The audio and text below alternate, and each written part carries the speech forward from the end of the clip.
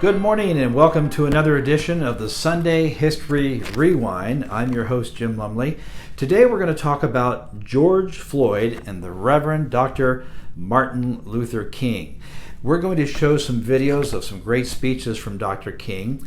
You know, this week I've been talking about the United States Constitution and the Bill of Rights, and I wanted to quote a couple of our founding fathers with regard to the Constitution and what is necessary for this democratic constitutional republic known as the United States of America, what's necessary for it to work.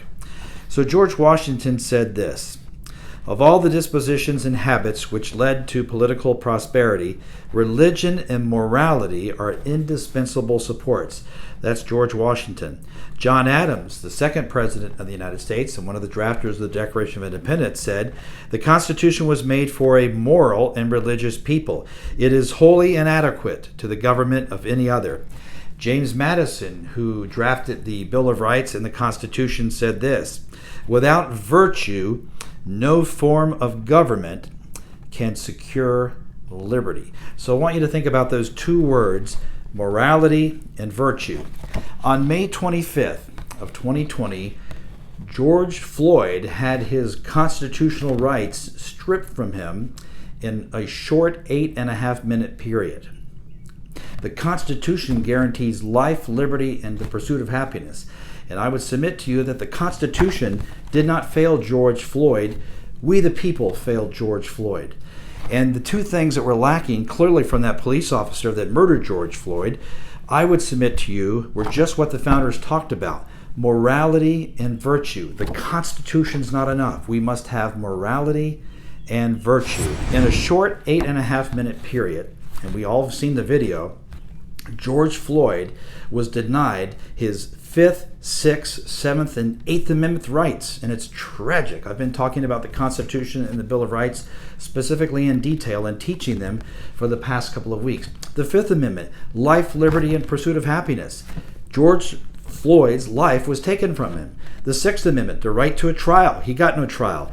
The 7th Amendment, the right to a trial by jury. There were no jurors there. And the 8th Amendment is supposed to guarantee to we, the people, Americans, that we will not be the subject of cruel and unusual punishment.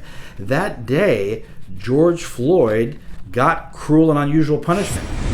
It's also important to remember that the views, the politics, and opinions of Black Americans are not monolithic. Former Vice President Joe Biden recently in a television interview said, if you haven't decided yet who you're voting for, you ain't black. That's terrible, and that remark offended a lot of African Americans. The very essence of racism is this. Webster defines racism: a belief that race is the primary determinant of human traits, capacities, a feeling of superiority. As we learn our history, the reason why I could care less about the KKK or the white supremacists is I know my history. My parents' generation, my grandparents' generation kicked the butt of these guys by succeeding. We led the country in the growth of the middle class after World War II, led the growth in men committed to marriage and higher education. We were doing what we need to do. My concern right now are those, the black elitists, the royalty black class, that live the life of America. They have the great homes, the great education, and yet they tell other black Americans they can't do it. This, to me, is where the problem is. I call them the parasites because they suck the very heart and soul and hopes out of our black communities and leave nothing behind as they move on and live the American dream. So black America, conservative Americans will, coming to the aid. We're going to be there to make sure that our kids, these young men who become successful, understand once they do how to give back and not take from our communities. What's the reaction to you as a black man saying this kind of thing? Because all I hear is liberals amongst the black community making their point. How do they react to you when you make your point? What I love, Stuart, is that I'm finding out that there are many black Americans who feel exactly the same way I do. There's a small minority of black Americans, 30% of us, who believe in the American dream, believe in our country. We need just a few of us to pull back those who are concerned about our community from the Democratic Party, and we will win. So I'm excited about where we are right now. We're having the kind of conversation we should be having. At the end of the day, we have a royalty black class that is truly our enemy, and those are the ones that continue to divide and call other people with no shame racist, while they vote for every anti-black policy down the pipe. Keep in mind, the misery is in black communities controlled by black Democrats. That's our problem. I believe that 99% of Americans are good people. We want what's best for every American. We desire equal justice for all. It's the 1% in America that are problematic. Now, the population in America right now is about 325 million people, so 1% is 3.2 million Americans, and that's a lot, but it's only 1%. And I would say the 1% are those that are white supremacists, criminals, anarchists, rapists, you name it. And 2.3 million of those are in jail. But 99% of us are good people, and I think we can come together in a time of standing together for equal justice for all and for healing, and to continue to make this nation what the Founding Fathers talked about in the Constitution, a more perfect union. Now, there's a couple of bad groups out there, and we've seen them during this time of protest. Most of the protests are very peaceful, consistent with the First Amendment, which allows peaceful protest.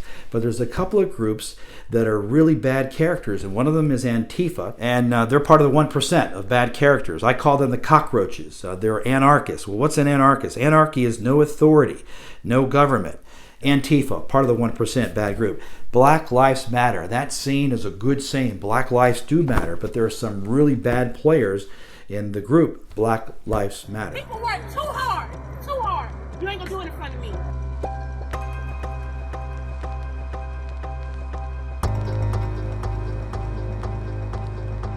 This is not a black woman who's put in Black Lives Matter. I just want you to know that when right, but y'all doing that for us, and we ain't asked you to do that. Listen, don't spray stuff on here when they gonna blame black people for this, and black people didn't do it.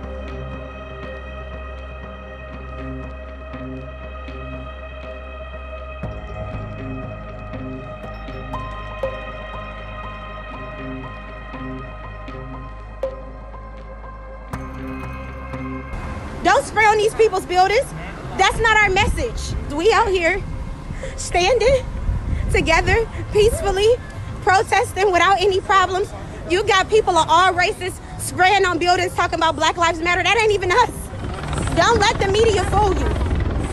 When they see the vandalism on these places, know that it wasn't us. You don't have to go and burn down things, steal things, burn things, and stuff like that. We always try to keep things together. We got enough issue with this COVID virus right now. Why are we doing this? Why are we hurting each other again? Why not just help each other, hold each other's hands, and guess what though? It's try to solve the problem. Please, please, understand, we have to live together. We're human beings. We're not animals. We are human beings.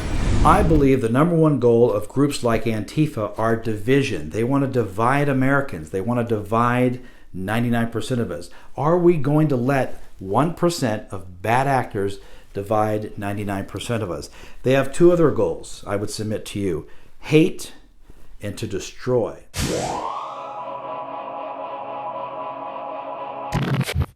If you go to the Black Lives Matter official website, they're calling for a national defunding of the police.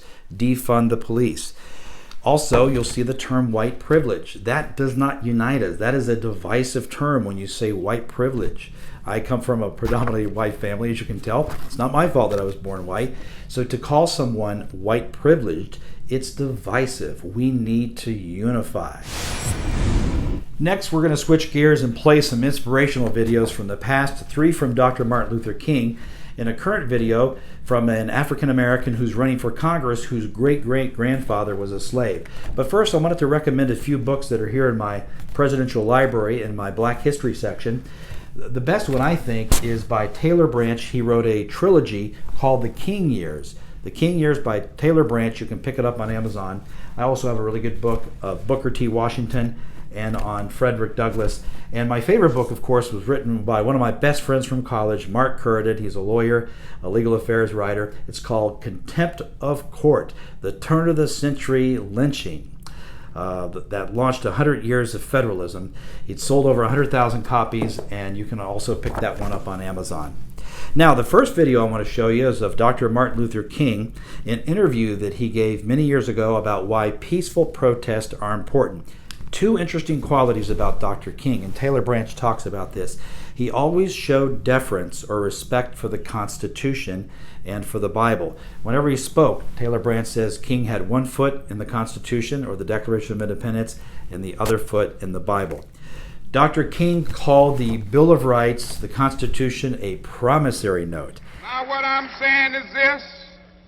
I would like for all of us to believe in nonviolence, but I'm here to say tonight that if every Negro in the United States turns against nonviolence, I'm going to stand up as a lone voice and say this is the wrong way.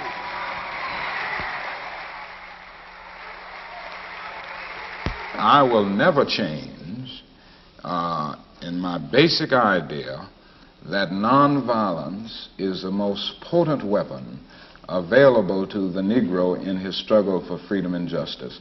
I think for the Negro to turn to violence would be both impractical and immoral. The vast majority of Negroes still feel that the best way to deal with the dilemma that we face in this country is through nonviolent resistance. And I contend that the cry of black power is at bottom a reaction to the reluctance of white power to make the kind of changes necessary to make justice a reality for the Negro. I think we've got to see that a riot is the language of the unheard. And what is it that America has failed to hear? It has failed to hear that the economic plight of the Negro poor has worsened over the last few years. I would say that every summer we are going to have this kind of vigorous protest. My hope is that it will be nonviolent. I would hope that we can avoid riots because riots are self-defeating and socially destructive. I would hope that we can avoid riots, but that we will be as militant and as determined next summer and through the winter as we have been this summer. Even Senator Jacob Javits asked the question recently. He said that he was a slum resident, but he and some of his fellow Jews were able to make it out of the ghetto on the Lower East Side. The same thing is true with lots of Irish, Italians. And he asked the question why the Negro finds it so difficult to make his way up out of the ghetto. Well, number one, no other racial group has been a slave on American soil. It's nice to say other people were down and they got up. They were not slaves on American soil. The other thing is that the Negro has had high visibility. And because of the prejudices existing in this country, his color has been against him. It's been against him, and they've used this to keep him from moving up. In the final analysis, when you say to a man that you are in this position because of your race or because of your color, you say to that man that he can never get out of it. One of my favorite lines in that video is when Dr. King was challenged by Mike Wallace, and he said, "No other racial group has been a slave."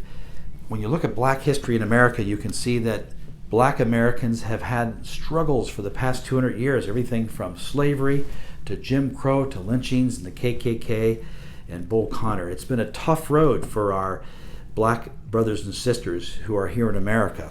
Now, the next video, Dr. King talks about being true to the United States Constitution. When he references that piece of paper, is it just a piece of paper, the Constitution, or is it something more? All we say to America is be true to what you said on paper.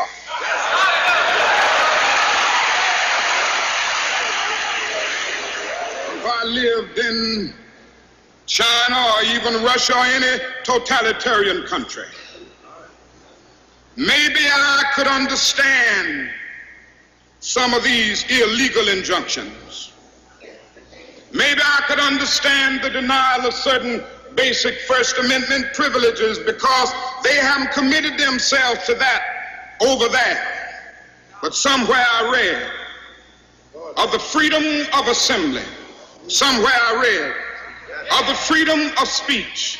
Somewhere I read of the freedom of press. Somewhere I read that the greatness of America is the right to protest far right. And so just as I say we aren't going to let any dogs or water hoses turn us around, we aren't going to let any injunction turn us around.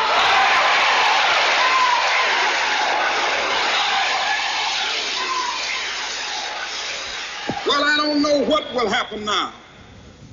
We've got some difficult days ahead. But it really doesn't matter with me now, because I've been to the mountaintop. I don't mind. Like anybody, I would like to live a long life. Longevity has its place. But I'm not concerned about that now. I just want to do God's will. And He's allowed me to go up to the mountain. And I've looked over and I've seen the promised land. I may not get there with you, but I want you to know tonight that we as a people will get to the promised land.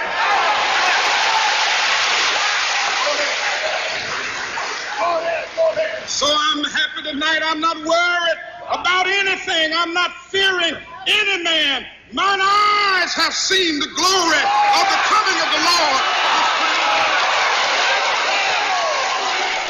This next video I think is inspiring. It's from an African American, a West Point graduate named Wesley Hunt. His great-great-grandfather was a slave, and it's part of the great American story. When my great-great-grandfather came to America, he worked the land 16 hours a day, not by choice. He was bound by chains. But through the decades, my family found opportunity, success, and security when we achieved the American dream. From slavery to West Point in just 5 generations. That's our story. But it's also America's story. We persevere, we advance, we do the impossible. When I look at my baby daughter, I think of the limitless opportunities that she and her generation can have. But to secure America's future, we need a new generation of leadership in Congress. With an unwavering belief in American exceptionalism, I know we can secure our way of life, cutting taxes and growing our economy, securing the border and strengthening our military. When America stands together, we can do anything. I'm Wesley Hunt, and I approve this message. And finally, on the Sunday History Rewind, the remarkable speech by Dr. Martin Luther King, I Have a Dream.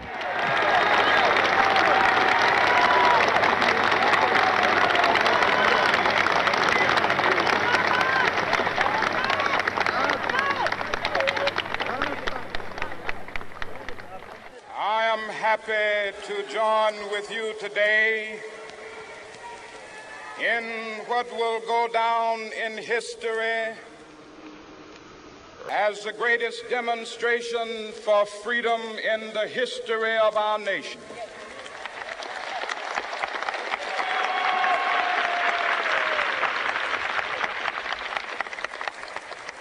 Five score years ago, a great American in whose symbolic shadow we stand today signed the Emancipation Proclamation.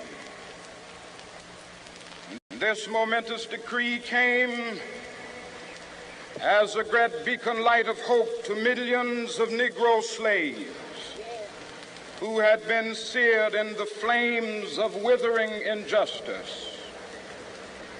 It came as a joyous daybreak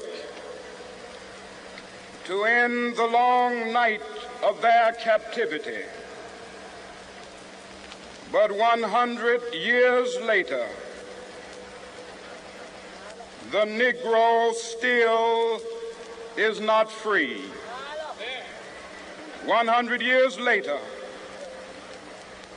the life of the Negro is still sadly crippled by the manacles of segregation and the chains of discrimination.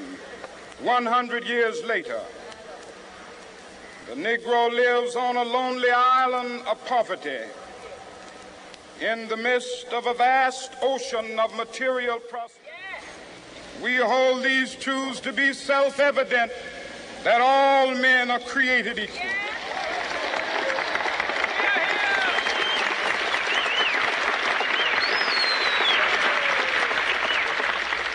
I have a dream that one day on the red hills of Georgia, the sons of former slaves and the sons of former slave owners will be able to sit down together at the table of brotherhood.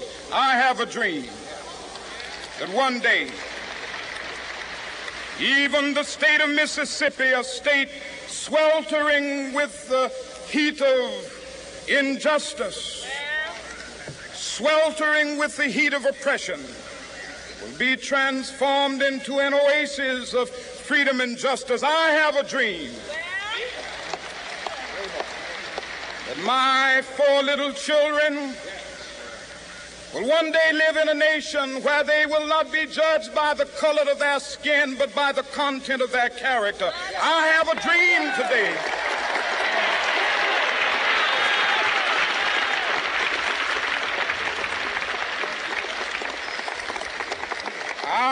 a dream that one day down in Alabama, with its vicious racists, with its governor having his lips dripping with the words of interposition and nullification, one day right there in Alabama, little black boys and black girls will be able to join hands with little white boys and white girls as sisters and brothers. I have a dream today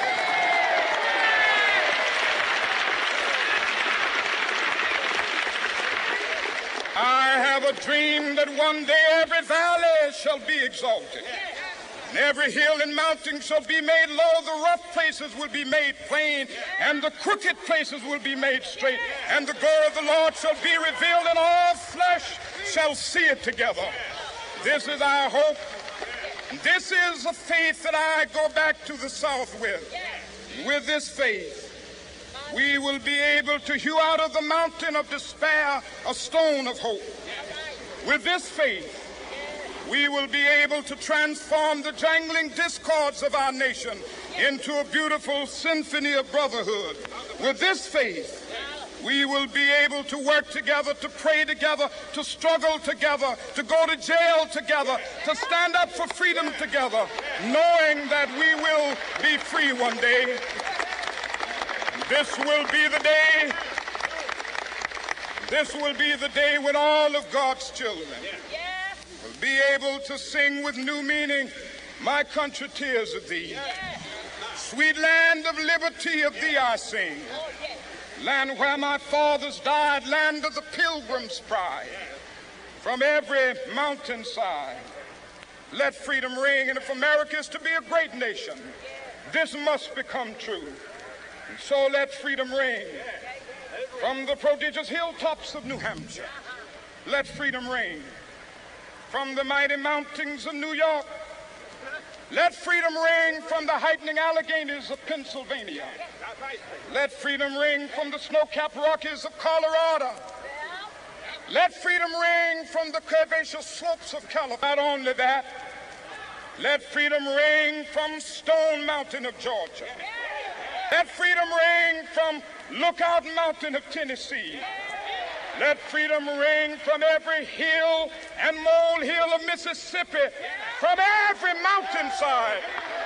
Let freedom ring, and when this happens, when we allow freedom ring, when we let it ring from every village and every hamlet, from every state and every city, we will be able to speed up that day when all of God's children, black men and white men, Jews and Gentiles, Protestants and Catholics, will be able to join hands and sing in the words of the old Negro spiritual. Free at last, thank God Almighty.